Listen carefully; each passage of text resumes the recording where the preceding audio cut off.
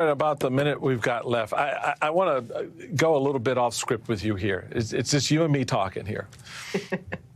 Do these folks at CPAC, does the leadership, especially around the country, do they actually believe that this all ends well for the party?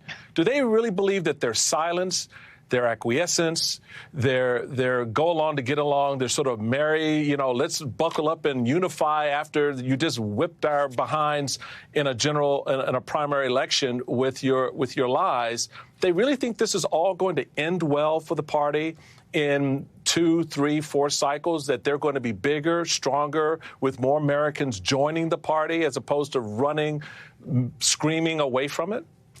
Yeah.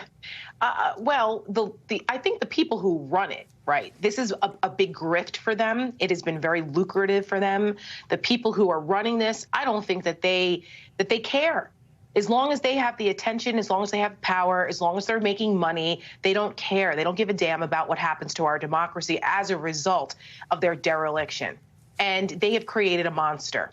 And the desire for the elected officials to just go along to get along because of the power of tribalism and party loyalty is ultimately destroying the Republican Party. Look at what just happened in Michigan. You had Peter Meyer, who bravely stood up and did the right thing to vote for impeachment of Donald Trump. He got primaried by a crazy someone who is not qualified to be a congressman, election denier, and then he loses, and now he's on the bandwagon and is supporting the guy who beat him in the primary, who's an election denier, and everything that Peter Meyer claimed he stood against.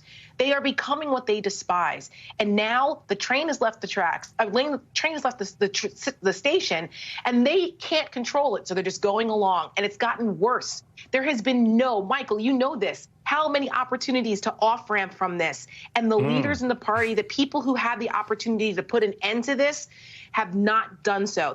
They still think they can manage it.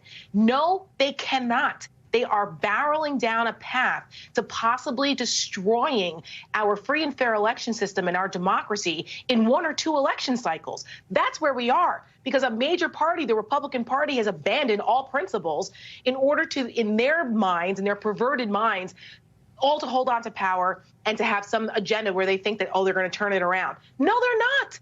And instead, the crazies are now overtaking the mainstream. And soon enough, you're not going to have a Mitch McConnell who's actually reasonable. He might be a villain politically, but he's reasonable. He knows better. He's not a threat to the democracy. But he's allowing, by not putting his foot down and not saying enough is enough, McCarthy and all these other ones, this is what they've created. And now the country is paying the price. But the American people can stand up and say no if they don't want this, but not unless they realize the threat that these people actually pose. Jeremy Peters, A.B. Stoddard, thank you so much for just starting us off. Tara, you're going to stick around for a little bit more.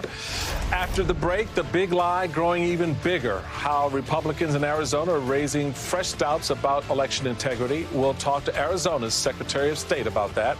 Plus, the maps are being redrawn when it comes to abortion access across the country in the wake of the victory for abortion rights advocates in Kansas earlier this week. How the result could change the game for both parties ahead of the midterms. And Don Jr. and Ivanka testifying in the New York probe into Donald Trump's finances. Sources telling NBC News today they did not plead the fifth. All those stories and more when Deadline White House continues after a quick break. Don't go anywhere.